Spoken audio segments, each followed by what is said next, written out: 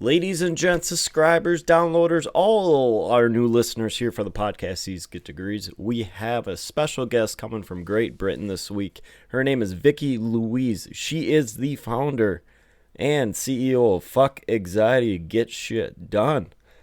Secondly, she is also running the program Time Hackers, which is a one-time access group mastermind to help you guys knock out shit during the week. So this is going to be a fun, fulfilling episode.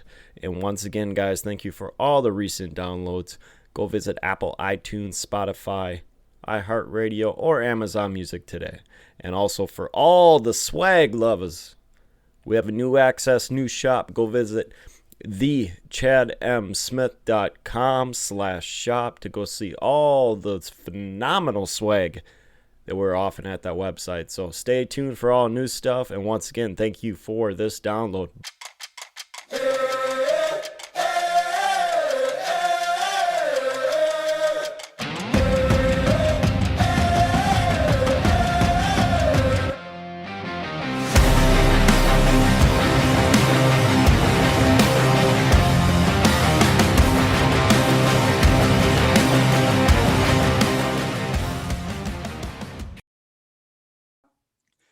Hey guys, welcome to the pod. We have Vikki Louise on the other side, all the way from Britain, right? Manchester, England, born and raised. Oh, I'm not going to bring up football terms because football is a little different here in the States, but I think there's a big, I'm going to say soccer team there, but I know it's football on your end. Mm-hmm. Yeah, we are known for our football, and yeah, I've watched plenty of games. I'm not a big fan, I'm not gonna lie. It's not, I'll watch it with my dad. He likes it, but I'm not watching it without him. So is it a Manchester like football and rock and roll or something? There's like three different things that it's known for. Yeah, we also have really good music. Yeah, exactly. Like Oasis and Blur. Am I getting this right? Who the fuck knows? Or you swear 2 minutes in. You're like, it's okay if you swear. I'm like, oh, 2 minutes in. Oh, okay. Well, we'll just keep adding in on this. I just said her name. All right, guys. She's the founder and CEO of Fuck Anxiety, Get Shit Done. So we're just on the swearing logo here. We're just going to let it roll. And then she is actually running the program / personal. She'll explain it more in depth, but Time Hackers is their own personal mastermind. Yeah. That's her baby. But before we were recording here, we were talking about being a little rebel and the, natural fucking the system, pretty much the best way of saying it. So we're going to keep going in depth here. What we're kind of joking around with is I have a family name that goes back to Britain, and I think a lot of us here in the States do, but when you look at the family tree, at least on my end, and this ain't a me, but it's just what it is on Google. Half of them are in jail and half of them are entrepreneurs. So we were on the topic of being a rebel, and either you cross that line or you walk that fine line or kind of walk a tunnel vision between bad and good. So she was going to, we both were talking on that. So I'm like, oh, what the fuck? Let's just start recording it. Let's just go. Let's be our own rebels. Yeah. I was saying to Chad that like, I definitely think there's something in it where like when you are younger, if like not being the best student, like a lot of people, even if they were good and got good grades, it's like rebellious, like answers back, challenges the system, like those kind of kids. I do think like I kind of want a kid like that because I'm like, they're going to be a game changer in the world. Like it's super difficult, I think, for kids that have been really good in school and always been praised for doing really good and always got good grades and always abided by the rules to then grow up later and break the rules. So we were joking about his family that like maybe it makes sense that it's just like a family of rebels and some of them just took it a bit too far. Yeah, and I'm not going to get too in depth of it. We have a running joke is when we're a very, so obviously my last name's different with the family I'm going to bring up here, but it's my mom's maiden side. Mm-hmm. We're all a wide assortment of professionals.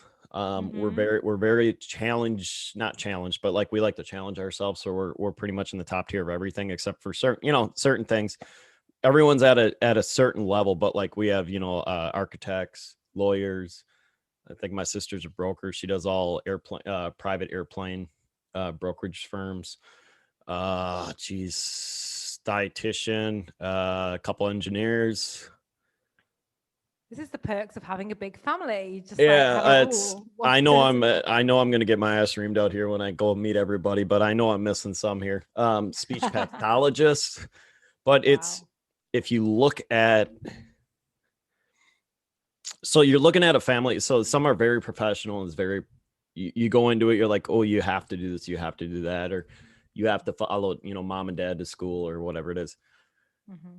We were all kind of raised up. My mom's the only daughter of five brothers, or I'm sorry, only sister of four brothers. Sorry, God, I'm coffee's not kicking in yet. So she was raised up like a tomboy. So all these boys, my grandpa passed away, but he was a mechanic. So like he would always fix cars. So like, and then my grandma was always the one that ran the show. She 5 foot Spitfire. Grandpa was 6'2". I mean, we were not fighting, but it was a tough love family. We'll say it that way. Mhm. So like they were all percussionists. They were all in bands. They were all, Nice. ripping shit up in the garage. So like my mom's more of a tomboy than I mean, she's a girl now, and you could tell, but she was raised up with brothers, so you could tell she's got that tough love. But we were always they pushed us to school, Mm-hmm. to college, because at the time the internet wasn't quite blowing up. I'm 35. So Mm-hmm. like we were kind of in that transition right at the beginning stages of the internet.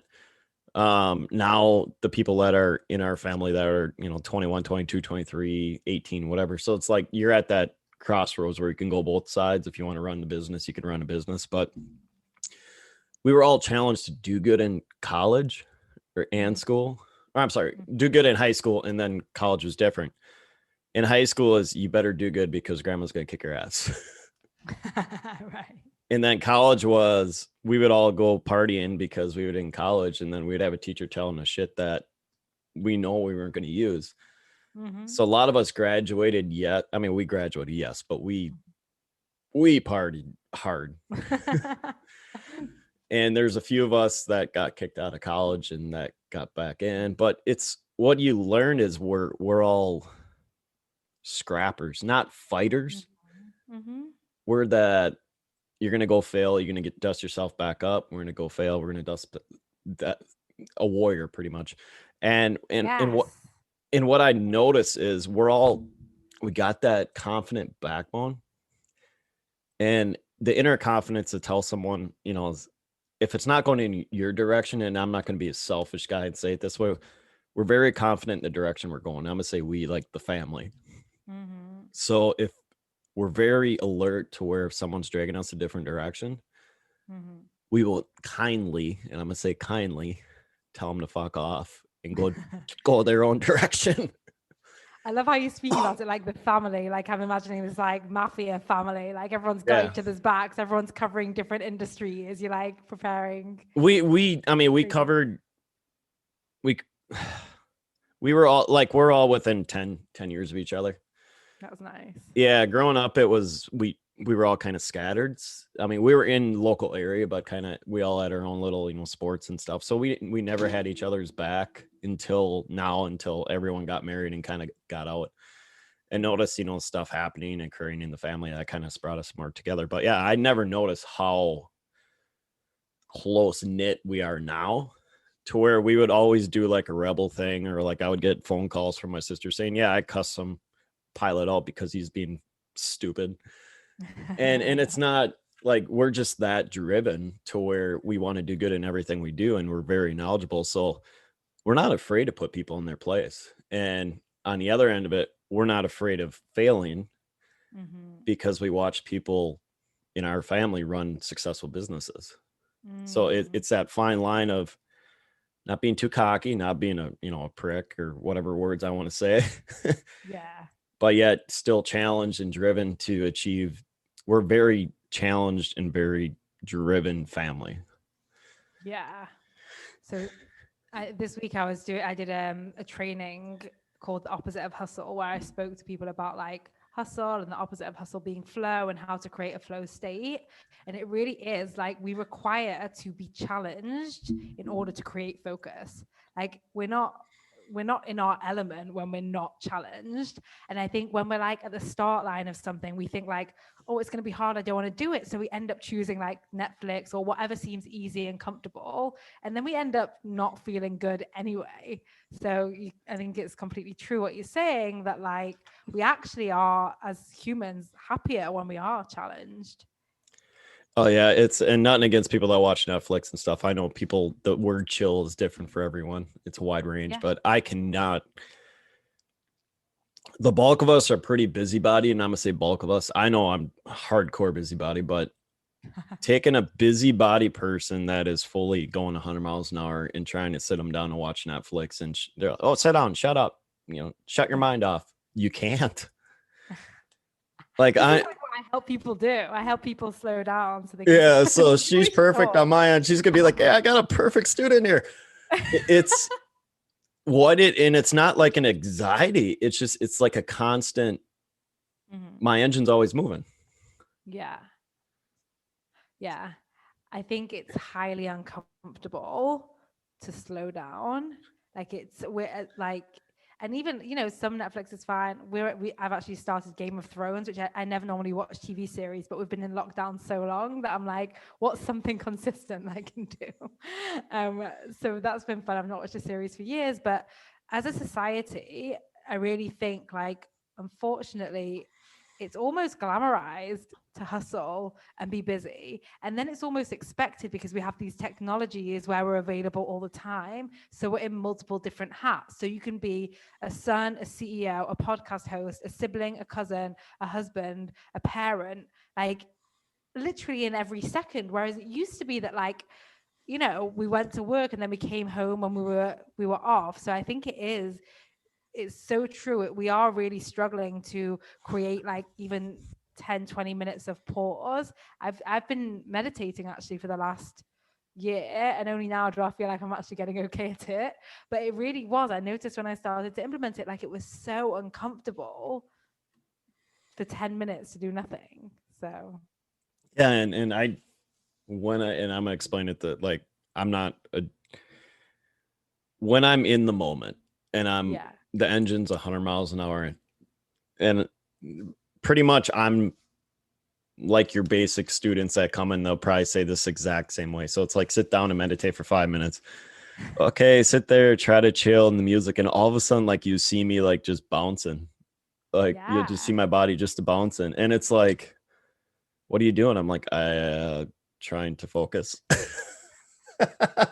love it. But it's the song is just as valuable as meditating. Like, so having like a 3 minute of like, I'm not trying to achieve anything, I'm not looking for an outcome, I'm just like for me sometimes music is the most fun, to just like put on a song and dance around my house by myself.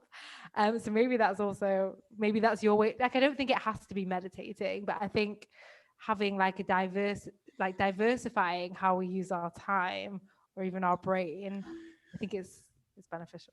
Yeah, and I'm gonna give you my routine here because it's a different routine, and I'm gonna classify myself as high achiever because I am that. I do work full time, but I am also entrepreneur with 5 different hats. So we're gonna just kind of how I block it. I wake up in the morning at 7 o'clock. Actually, let's start it at midnight because that's gonna be easier way to track. Go to bed at 1 o'clock, 1:30. Wake up at 7:38. Go to the gym till about 10:15. Ideally, come home 10 to 1 o'clock is my 3 hours of either podcasting, recording YouTube stuff, editing, all that fun jazz stuff that includes this uploading t-shirts, all the fun stuff that I have with the multiple hats. Go to work, come home at 10:30-ish with the drive and stuff. Prep for the morning, turn around, either upload t-shirt designs, podcast design or podcast stuff, copy paste stuff for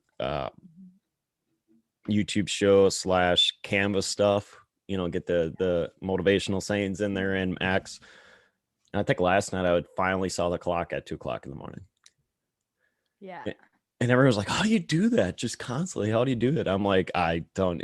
You get in a routine and a groove, you just don't even notice anymore. Like I'm working 6-day weeks plus that. And I can't even tell you, I think my last full weekend off was Christmas. Yeah, it's interesting. Like, so when I finished university, I had an office job, and then I also worked in a pub, and then I also worked in the evenings in a club. And it was like all I had time for was work, sleep, eat. That was like my whole life. And it was some of the best time in my life because our brain loves to be so busy. It's like we constantly have a purpose. So it does, I like totally get what you're saying. I just think, um, and you probably already have this, having like a goal of like what you want to accomplish in your business, it's going to then change, like flip things for you, where suddenly maybe you're not going to be working or something like that. And at that stage, like then scaling and building something, like I just for me, I didn't even realize it. Like I totally call myself a reformed hustler because I didn't even realize that my way of being was just working all the time and like always taking on more work. And even when I had a job, I would then study at the same time. Like it's just crazy shit. Because I mean, for me, it was coming from, I want to be successful and this is what I think success is, followed by I'm not good enough. And like, I need to prove that I'm not good enough. And that's like, it's hustling isn't just about the hours we work or the hours we sleep. It's really about what we're doing behind it. And for me, I know that I was definitely, and my people, the people that I tend to help, it's like, it's not just the hours they're working, it's what they're trying to prove. It's like, when I'm there, then I'll be good enough. When I'm there, then I'll feel good. When I'm there, then I'll be smart enough, or whatever it might be. And whenever we go to give to things thinking that we're going to suddenly feel good afterwards, it's like it's never quite enough. It's never quite enough. And that's when it starts to get to that point of like just, misery. And I'm giggling on the inside like a little person because when we have, and I am openly honest on having an addicting personality. When you have an addicting personality mixing it with the pattern you just gave, it tends to be fun on a positive side of it. And then on the other end of it, when you crash, like when the crash occurs, it's like 3-4 days of crash of my brain's going, fuck it, I'm not doing nothing. We're going to be lazy for 2-3 days. I don't even care if you put a t-shirt in front of me or design or even want to work. You're in left, like the brain and the focus is way left field. So like this cloud, and it's not like a depressional cloud. Like I do deal with depression, but I'm actively on top of everything. I think everyone in this stage deals with it because you're always trying to go to the next step, the next step, the next step. And then all of a sudden you're like, I should be here, but I'm on this step. And your brain's like 5 feet ahead and you have to readjust. And that's usually when that spiral starts occurring. But yeah, like for me personally, it's what you just said, I can contest 100%. And I actually had an issue at times in the marriage because when you're in a relationship, and I'm not married now, but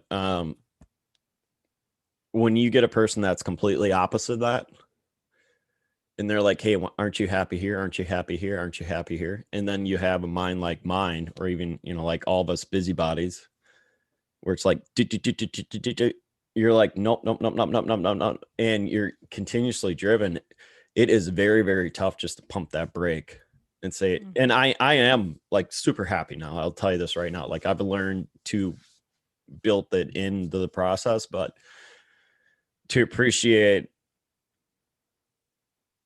so happy of saying, okay, hey, I'm putting a sock on, I'm appreciating it, I'm super happy. It's very, very, very tough to say that when you're in a very driven person because you're constantly ahead. Yeah, you're like always thinking about the next thing. And it's like, I do think balancing that with like what's good today, I find like asking the right questions is like such an easy tool for like redirecting my brain and my clients' brains away from the next. Because I'll tell you what I guarantee you are doing that so many of my clients do, which is like, even when you accomplish something, you aren't even celebrating it because it's like, oh, the next. Yep. So which means we live in a constant state of failure, which doesn't matter because we're not afraid of failure, but it's just not as fun. Like, what would it be like to just like sit and like all your accomplishments and your success and you're doing your work and you're doing your t-shirts and you're doing your podcast and you're doing YouTube and like people are engaging and people are watching and you're connecting with people all over the world and being like, you fucking did that. You've created this. How might that like fuel you differently than like the desire to get to the next place? Yeah, and me and you are on the same level today because I have another thing that we're gonna add into what you just said, because I celebrated my year of sobriety in November and I did the exact thing that you just said. People are like, "Oh, here's a gift. Oh, this is awesome. Oh, hey, don't you feel good? Don't you?" And I'm like, "Yeah, it's just another day." Like on a positive side of it, because Yeah. I looked at it this way of saying that was the goal where I knew it was coming, Yeah. but the process to get there is where I was more happier. So like fighting the urges, going a different direction, what I put in to the machine, I don't want to say the machine, but into my life Yeah. to pull me away from that, I was way more happier about than like the projects that were coming to fruition and all that stuff. Then But hitting like, that day. yeah, but here's the thing. There was probably a time in your life where you thought that day was impossible, Yes. right? So, like, I'll tell you, for me, I took me 15 years to quit smoking. I started really young, and then I kept, and then I quit, and then I tried, and 15 years, and like, it's one of the things that I use now every time. I'm just like, remember when all you wanted was to quit smoking, and it seemed fucking impossible. And when I go with any goal that I'm trying to create now, I'm like, yeah, but we do impossible. We do 15 years of impossible. Like, like sitting on that. And I don't know about your story pre-sobriety, but it was probably fucking hard and it was probably a long ass time. And like it's fucking powerful to sit in. My brain told me I couldn't do something for 5 or 10 years and I still did it. And that's going to fuel you so much differently for your next goal when you're like, yeah, I do impossible. Like, fuck it, brain. Tell me I can't do something. I'm going to do it anyway. Well, and we're just gonna keep chuckling on this one here. That was the attitude I okay, so I'm 35 in next 2 more months, so March. When did I start drinking decent? 13, so 20 plus years, give or take. Yes, it was very tough. Like I think what it is you hit the hill at about 6 months and you're like, okay, this is cool. And then I think about the 9 month part, it kind of not says you kind of go on that side of it, like the downhill slope, but it becomes like the journey becomes way easier. Not say way easier. The temptation's still there, but Yeah. the inner strength to kind of combat to that is way easier. And I'm openly honest with people. People are like, "Hey, do you miss it?" Every fucking day. Yeah. But the alertness of saying, yeah, that's an addicting person, that's an addicting issue. And that's a Yeah. battle I have every day. We'll just say it that way. But um where you're saying looking at a goal, like when here's how I break it down on the positive side of it. So it's like, okay, I've been married, been divorced, got sober, been through all kinds of other stuff, haven't had cancer yet, which give or take whatever it is, and I haven't died yet. So it's like, okay, so we haven't had cancer and haven't died yet. So it's like, okay, I only got 2 left. It's like, Yeah. what, on the positive side of it, it's like you already accomplished all that. So what's a big fucking deal? Chasing all the fears on Yeah. the other end. And I even think like what you're saying is so interesting for everyone listening, because when you first are going to like stop drinking or stop smoking or stop eating sugar or going to the gym or whatever it is that you're trying to change or do, like it's really fucking hard at the beginning, but you also have this really strong, compelling why. And then it almost becomes harder once you get through those 6 months. Like it's not as strong, but it's more just like I could just have a drink. I could just have a cigarette. Some of my friends still smoke. I'm like, if I saw her, we had a glass of wine, I could have a cigarette. Am I never going to smoke? Like it was such a part of my identity, like probably drinking was for yours. That like, but then how I think about it now is like my brain still sometimes says like, you could just have a cigarette. And I'm like, I could, but I've tried it for 15 years and every time it was never just one. So I'm not going to do it. But I really sit in the like, I am in control of my brain, because so like we forget our brain is a tool for us, like our hands, and our brain says, do this, do that, don't do this, don't do that. You're shit, you're amazing. And we just like believe it. And for me, having my like smoking brain, having that lesson where my brain will say, you should have a cigarette. And I'm like, no, thanks. It reminds me every single time that I'm in control of my brain. And like for you with your drinking, it's not a problem that your brain offers you that maybe even every day, because it's an opportunity every day to be like, listen, brain, I'm the fucking boss. Try me. Yeah. In the thing we're gonna classify on exactly what you said. It's you find your why and you find your purpose and what you love. And I'm gonna say love. I have no shortage of talking. Like I have no issues talking. But what was happening in the process is all of a sudden you get these, you pull one thing away, and yes, I'm a Christian, but like the good Lord drops more opportunities on your lap. So it's like, okay, buddy's like, hey, dude, you're sober. Go talk about podcasts. Okay, hey, you're good at this. Start your own. And then boom, boom, boom, boom, boom. You just keep going, and all of a sudden it's like you have a podcast guest. They're like, hey, we're having a conference. Hey, why don't you speak at it? All right, cool. And then all of a sudden this ball just spins, and it's literally like a hurricane forming in the ocean. All this stuff just builds right up, and it just starts spinning. And my buddy has the same story. I have the same story, and I'm sure you have the same story. When you're on the social media, podcast media, YouTube, all, I don't even want to know what to give this a label as. Let's just say the social media outlet. Mm-hmm. Your life completely changes drastically for the better, good and bad. But you don't even want to analyze this because it's just so much stuff just flies at you at 100 miles an hour that just grab it and go and enjoy the ride. Yeah, I do think that's true. There's like a lot more opportunity. It's even like the fact, we're speaking now on opposite sides of the world. How do you have that happen? How do you create opportunities? Like, I think there are always opportunities in front of us. But so often when we're thinking, I'm stuck, or there's nothing, or I don't know what to do, or I don't know where to start, or it's too hard for me, or like, our brain loves to distract us away from these opportunities. And exactly like what happened to you is what I've heard with like hundreds of clients and my own life is like, oh, when you stop giving all your attention to that, I call it, my inner crazy. When I stop like arguing with her or giving her, the microphone all the time, then it's like, oh, look at all this over here. This is fun. Yeah, 100%. And I couldn't even, you can't even teach what happens in this industry. I mean, you could teach it, but to the very heavy analyzers, and I got maybe 1% analyzer. I'm a, hey, just go throw shit against the wall, see what works, adjust, kind of fall on your face, get back up, dust yourself out, get better. I'm the old school entrepreneur where it's like, I want to go fail 100 times and come back and don't analyze about it. To the analyzers, Better analyze you failed. yeah, it's like, yeah, I failed. Okay, all right, don't do that. But to the heavy analyzers, this industry is going to either beat you up or like to try to dig in. You're never, and we're going to be positive how I say this, you're never going to figure out how it works. Don't even analyze, just go fucking jump in the pool, figure out how to swim.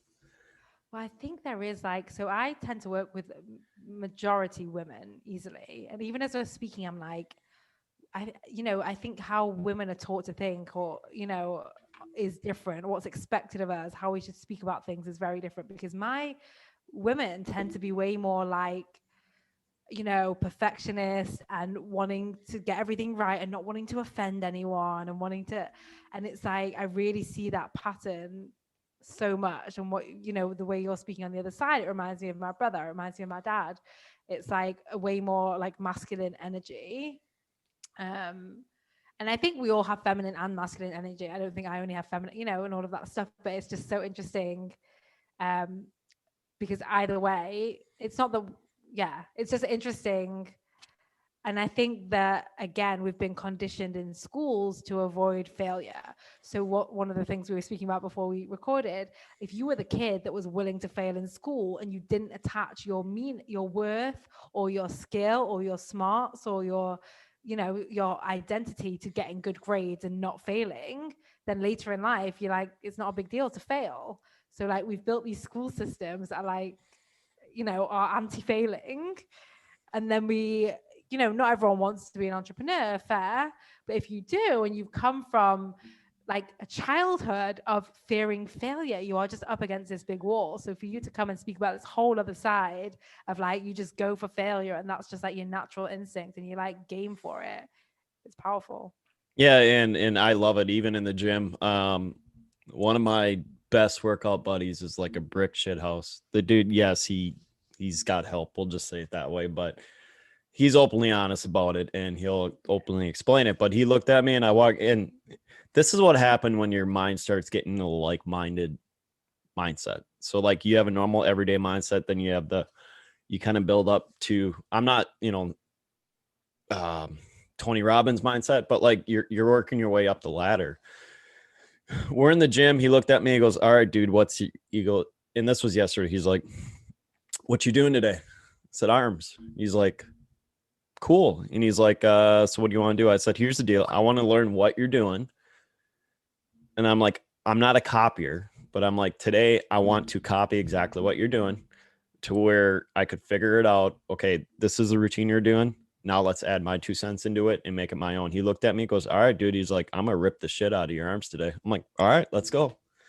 And it's that old hard nose, and I love the dude to death, but completely different lifestyle than what I have. But just that old meathead attitude. I don't want to use that attitude, but the gym rat guy is like, "All right, bro, let's go." It's super cool guy, but we're always pushing in the gym. We call it the pump, but it's when you hit that outer edge where your body just complete failure.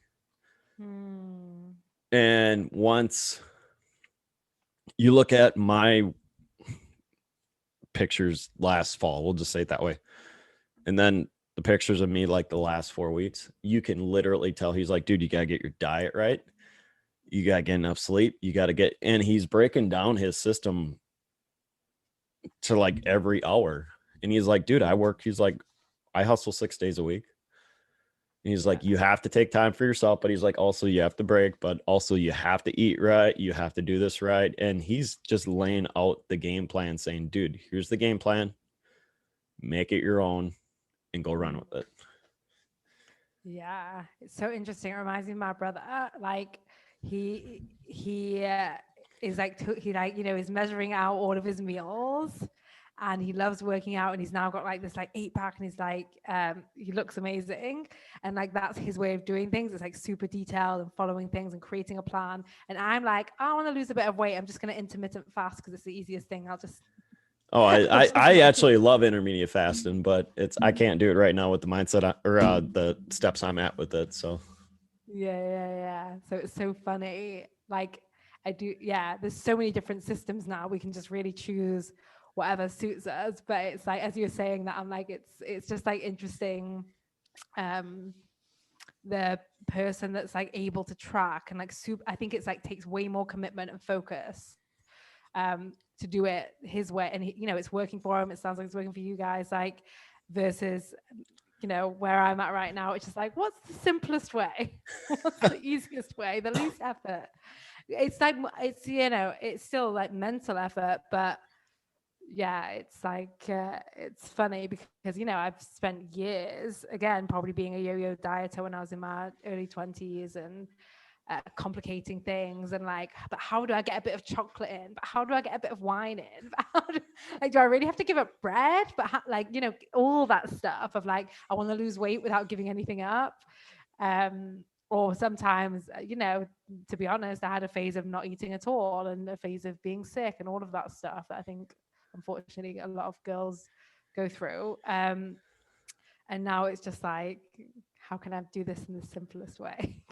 I don't it, want my life, for me, I don't want my life to, I know what it's been like in the past for me to like count everything and watch everything. And I'm like, right now, my headspace is not going to this. and I'm gonna add my 2 cents to the word where you just said simple. Yeah. And I think what it is there's a pattern with people that are either in college or leaving high school, going to college into their 20s, where everyone's doing this, got to go get our 4 year, got to get the house, got to have babies, blah, blah, blah. I think it's a worldwide pattern. It's not just in the US. So we have Like, 500 things you want to throw against the damn wall. And everyone's, I want to call expectations. We're, yeah. we're not going to go too in depth of it because we're going to end up stopping recording here in about 10 minutes because that could be a whole fucking day of just talking. Um, but what happens is, I think when life hits you in the 20s and it hits you in the 30s, the things that you chase in the 20s is way different than what you chase in the 30s. So like for me, you're so alert, or vice versa. You're starting to develop yourself. You're starting to realize yourself. And then all of a sudden, you know, your strengths and weaknesses, to where, like for me, I stripped everything down. Like I Mm, sold a lot of shit. I, mm. I, we have Dollar Tree here in town. I don't know if you have them over by us, by you, but like, I don't care No, what but my I used to silver. live in the US. I Oh know yeah. Dollar Tree. So like, I'm so simple now, and I don't need to have flashy clothes. I don't need it. You're past that part. All of a sudden you hit this level where you're just like, ah, fuck it. This is me, you know, It's in a so good way. fun. Yeah, it's so fun to hear you say that because one of the things, so when I started my career and I started in corporate, like I was like really like I need like the black pencil dress, right? Like in like three different versions and the heels, and that's what I'm gonna wear. And then when I left corporate in London to move to New York, and I became super casual, like and then and then I went back to corporate, and it didn't. It was like I think I was 28 then, and then I was like, oh no. And then I moved and relocated to Israel. And then I got my nose pierced. I let my hair grow out. I like, we were speaking before, I think it was before we got about the hippie, and like just really like went all chill, like everything that went against like what it was. And now I feel like, so I'm 33, and I feel like I'm still finding myself. And also I'm not super like, can we be both? Like, I think in my 20s, I was really trying to put myself into a box, and I want to be taken seriously at these like business meetings, and not, even though I'm like a 22-year-old girl and I should be like having fun, and I'm way too serious for myself. But it was like I really did attach to, like, we spoke about this before, about what I looked like and what people thought of me, versus now, and I'm like, yeah, you can think what you want. And I'm gonna say life is so much freer when you go that route. Yeah, it's like what you were saying about like super successful people. Like Mark Zuckerberg has like the same t-shirt and jeans that he wears every day because he's like, why would I give decisions to what I'm wearing? Yeah, yeah. You should sell like a 5 day, like your week t-shirts as a package for the entrepreneur mind, or like here it is, your Monday, your Tuesday, your Wednesday, your Thursday, your Friday t-shirt every week in a pack. There you go. You want to send that light bulb over here? Because I'm actually gonna write it down, because I never thought about the 5 day thing, but that's actually a brilliant idea. Yeah, it's like how I do my week. In fact, even funnier story, when I lived in New York and I was single and I was dating, and I was like, I would date a lot. I like to meet people, obviously, and I would have like an outfit for like a first date, a second date, a third date, and and then it would just, all my decisions would be made instead of like, oh no, what should I wear? So I think it totally fits in with your positioning and who you're helping. And it's like, yeah, it's like the up level of Mark Zuckerberg wearing the same shirt. It's like have a different one every day, but the 5 day set, you set for the week. I don't even know what a 5 day work week is, to be honest. Even when I do work a 5 day work week, because on the weekend I'm still doing stuff for this stuff. So I have no clue what a 5 day work week is. I'm like itching to be like, we need to work together. Like I need to save you some time so you can work less. Maybe not now, but whenever. But I'm what I like a 20-hour a weeker. Yeah. Although I will say that, like, actually, some really wealthy people are the most anxious. Like, anxiety isn't caused by the money in our bank account. But I do think it's like, it's different. But I will also say, like, it's hard for people like us to actually work less. Like, we're yeah. actually, like you said, if you like we like hustling, like we like smoking, like we like drinking, like we like doing and being, like that's the idea of like the like addicting side of things, is really just avoiding ourselves being with ourselves and our emotions. So that's why you want to get to a point in your business where you're like, this is what I'm doing, and then there's going to be a point where you want to scale back. That's when you should talk to me. In that, it's right now my main goal is to get out of my speed. Not, I don't want to use the term speed up, because you need to build the foundation first before you scale everything. I get that 100%. But my number one goal is to leave my position and do all this stuff full time. So however I can clearly have products out, figuring out how to market, how to do the main foundation, then I know I can survive on my own with that. And the system's in place to where like I can do what you just said, scale back. Not throttle back, but be more efficient with the time that I have. Yeah, so your business continues to grow even as you, yeah, exactly. Listen, I think that you're at like a fucking really exciting time. It's kind of like the best. Like it is. It's always the best. But you know, when you're in that mode of you're working towards a goal, you're creating things that you want to create, you feel like you've gained all this time through your sobriety and like all this focus and this drive and this momentum, and like it's a fun time. It's a blast. But what we're gonna do here, because I know I'm good with time, we're definitely gonna have you back for part 2. Tell everyone where we can find you, and then we both can keep kicking ass today, especially we're recording on a Thursday, but on the 6-day hump day, guys. Today's the hump day. I love it.